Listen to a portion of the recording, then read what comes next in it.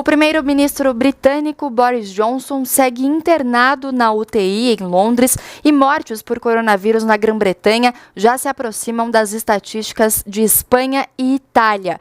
Quem fala mais disso com a gente agora é o nosso correspondente na Europa, Ulisses Neto.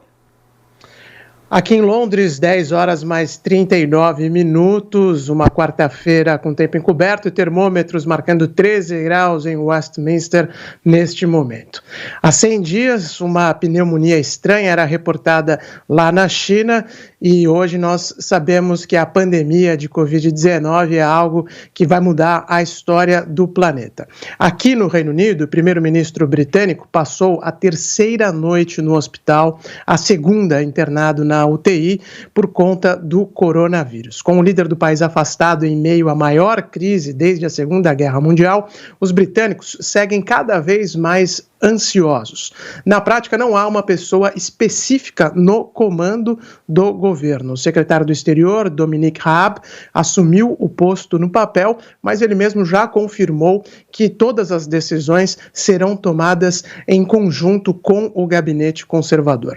A questão é que o Reino Unido parece estar chegando ao pico de contaminações e mortes causadas por coronavírus. Ontem, o governo confirmou que 854 pessoas perderam a vida por conta do Covid-19 nas últimas 24 horas antes deste balanço. A estatística macabra é próxima do pico registrado na Espanha e na Itália, os países mais afetados da Europa até agora.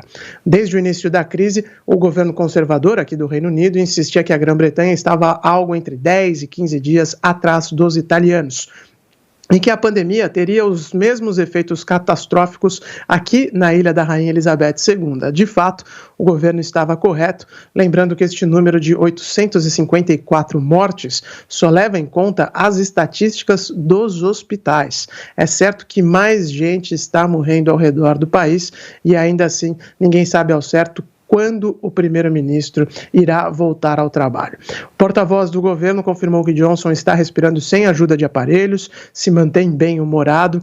Na ausência dele, a decisão de rever a quarentena e as medidas de distanciamento social não será mais tomada na próxima segunda-feira, como era a expectativa. Para ser honesto, ninguém por aqui esperava um relaxamento das regras tão cedo.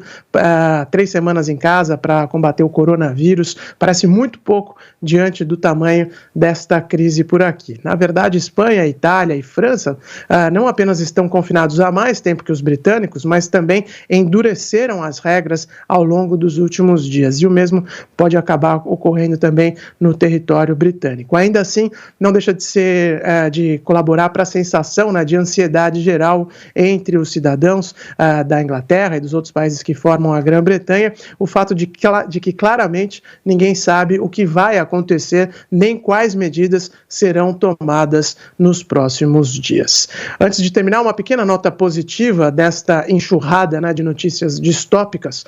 Os índices de poluição despencaram no Reino Unido por conta das 2 semanas de quarentena, informação divulgada pelo governo hoje. Os níveis de dióxido de nitrogênio, que é emitido pelos escapamentos de automóveis e um dos grandes poluidores do ar, chegaram a cair até 60% em algumas cidades britânicas.